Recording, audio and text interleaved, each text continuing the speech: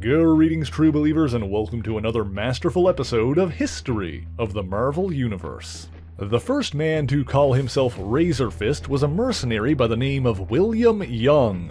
With each of his hands replaced by a steel blade, Young worked as a bodyguard and enforcer for a wealthy drug trafficker named Carlton Velcro. When Velcro's private estate in southern France was raided by a group of MI6 agents and their ally, Shang-Chi, Razor Fist was dispatched to deal with the master of Kung Fu. While Young was deadly, he was no match for Shang-Chi, who succeeded in breaking one of his blades. Razor Fist was defeated, but Velcro would not tolerate failure and had the mercenary shot and killed. Shang-Chi later encountered Razor Fist again, but this was a robot duplicate created by Dr. Doom as part of a game he designed for his own amusement. But the original Razor Fist eventually had a pair of successors in the form of two brothers.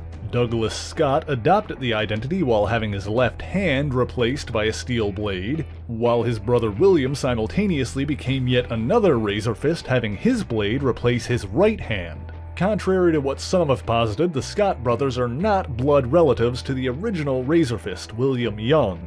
Carlton Velcro tasked Douglas Scott with assassinating a woman named Pavane, another mercenary who had previously worked for Velcro but betrayed him and joined forces with Shang-Chi. Razor Fist confronted Pavane and another of Shang-Chi's allies, MI6 agent Leiko Wu, but much like his predecessor, Douglas was defeated by the master martial artist. Shang-Chi then went to confront Velcro yet again and found himself crossing blades with William Scott, the third Razor Fist. Scott was convinced that Shang-Chi was responsible for the death of his predecessor, but Shang insisted that Velcro was the one who'd killed William Young. In a panic, Velcro attempted to gun down Shang-Chi and silence him, but his shots went wild and ended up killing yet another Razor Fist. Furthermore, while Velcro had lost his arm in his previous encounter with Shang-Chi, he'd replaced it with a weaponized prosthetic of his own. However, Shang-Chi was able to defeat Velcro again, this time for good, as he was taken by the authorities and has not been seen since. As the sole surviving Razor Fist, Douglas Scott continued his mercenary career and survived an astonishing number of encounters with skilled and deadly foes. He even had both hands replaced by razor-sharp blades matching the original Razor Fist. Alongside fellow mercenaries Shockwave and Zarin the Weapons Master, he was hired by the Deltites, a conspiratorial faction within S.H.I.E.L.D., to attack and distract the West Coast Avengers. Although defeated by Mockingbird, Razor Fist was able to complete his mission by lying about who had hired him and escape. He was next hired by a crime lord in Madripoor known as Mr. Rosh. During this time, Razor Fist actually succeeded in defeating a weakened Wolverine.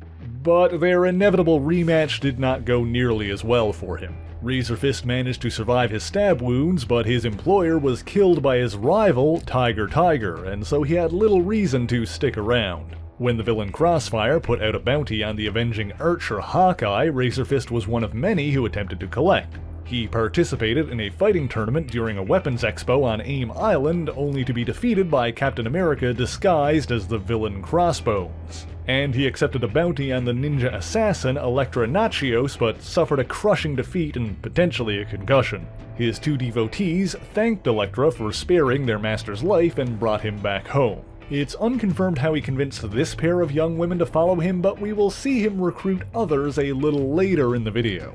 Razor Fist was next hired by enemies of the martial artist Shen Kui, better known as the Cat. While Spider-Man defeated Razor Fist's ally Shockwave and rescued the Cat's son, Shen Kui battled Razor Fist himself and shattered his new bionic hands. Replacing those with blades, once more, Razor Fist returned to Madripoor to participate in the Bloodsport tournament. However, in the first round he was defeated by his former comrade Maximilian Zarin, the Weapons Master. He was later among a group of mercenaries to challenge Batman when the Mad Guardian Krona was attempting to merge the Marvel and DC universes. That crisis was resolved thanks to the combined efforts of the Avengers and the Justice League, and Razor Fist was later spotted at the supervillain hangout of the Bar with No Name, clutching a drink between his bladed appendages. Although at some point he was evidently captured and imprisoned at the supervillain holding facility known as the Raft. However, it wasn't long after that the villainous Electro was hired to stage a mass breakout, and many superpowered criminals escaped, including Razor Fist. A new team of Avengers formed around this threat, but they were unable to personally deal with every villain that was let loose. And so Spider-Man asked another vigilante, Toxin, to take care of Razor Fist. Toxin was a former police officer named Patrick Mulligan who had bonded with an alien symbiote, one that had spawned from the Carnage symbiote. Meanwhile, Razor Fist murdered the occupants of a dilapidated tenement to set up his new headquarters. There, he quickly began recruiting young people to his side to act as servants. While some of his followers were drawn to him because of their own sadistic tendencies, he also targeted vulnerable youths, primarily kids who suffered from depression and were prone to self-harm. Razor Fist offered them purpose and value, and as a result, many of them stopped cutting.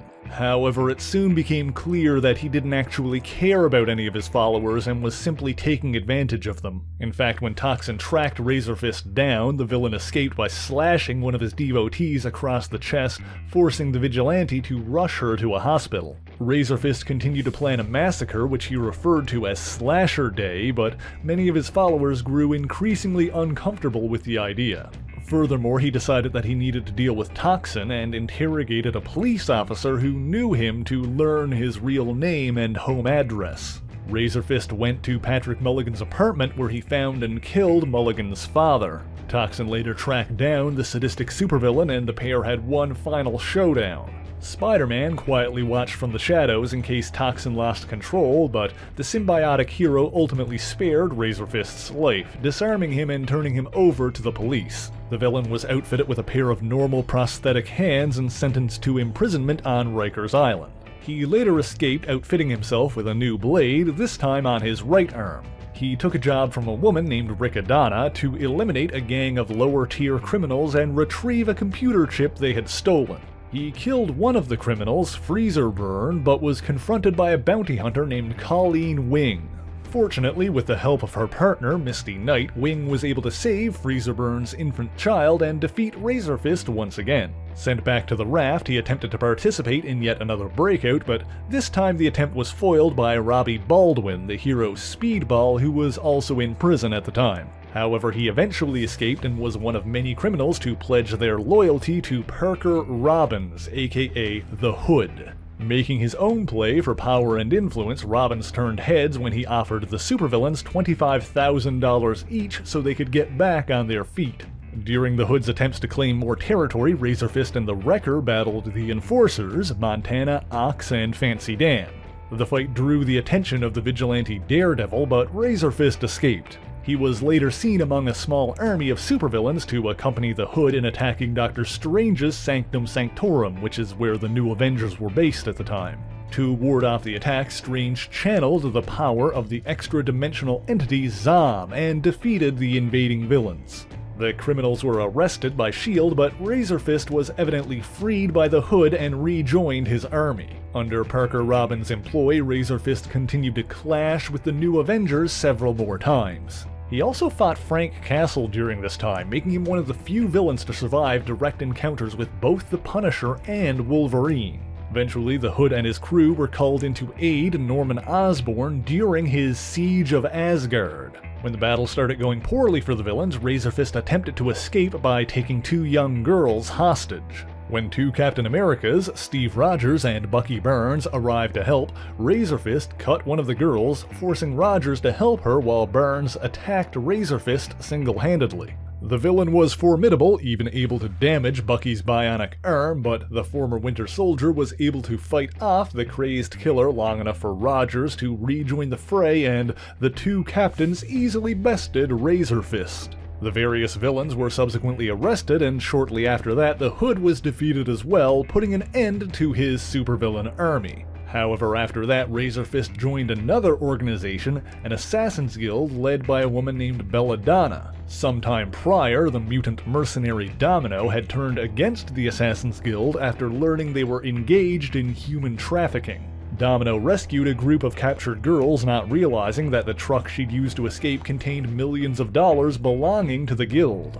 and so Belladonna dispatched Razor Fist and a legion of assassins to collect what Domino had inadvertently stolen. Domino was with Wolverine when the guild attacked, leading to a rematch between the two belated fighters, and yet again Wolverine was victorious, slicing off his opponent's weapons. Razor Fist made his way back to the Assassin's Guild and seemingly outfitted himself with even larger blades, but he and the other assassins were defeated again by Wolverine, Domino, and X-Force. He later participated in a cosmic roller derby match, but lost to the mutant pop star Dazzler and the Daughters of the Dragon, Colleen Wing and Misty Knight. After that, he was briefly employed by the Jade Claw, the villainous grandniece of the notorious Yellow Claw. This led to yet another confrontation between he and Wolverine. After that, he worked under the villain the White Dragon in London's Chinatown. At that time, MI6 agent Leiko Wu was working as an undercover operative to spy on the Chinese mafia, but upon being found out, she was murdered by Razor Fist. This led to another confrontation with Shang-Chi when he came to England to investigate his friend's death. During this investigation, Shang discovered a plot by his own brother, Midnight Sun, who intended to sacrifice the heads of Chinatown's crime families in a mystic ritual to empower himself. However, he didn't realize that Leiko Wu had been appointed the leader of one of the clans before her death, effectively sabotaging the ritual. As a result, instead of empowering Midnight Sun, the magic resurrected Leiko Wu. Razor Fist attacked again, concerned more about his own reputation than anything else, but this time Leiko proved victorious and ripped off her opponent's blades. She would have finished the job and avenged her own death, but Shang-Chi stopped her, not wanting her to lose her soul to vengeance. After this, Razor Fist rejoined the Hood when he returned and attempted to restart his criminal empire. However, he later attacked Deadpool on behalf of the Assassin's Guild, which would prove to be his undoing. Unlike most others he'd fought, Deadpool had no qualms about killing, and it seems that the Merc with a Mouth ended Razor Fist for good.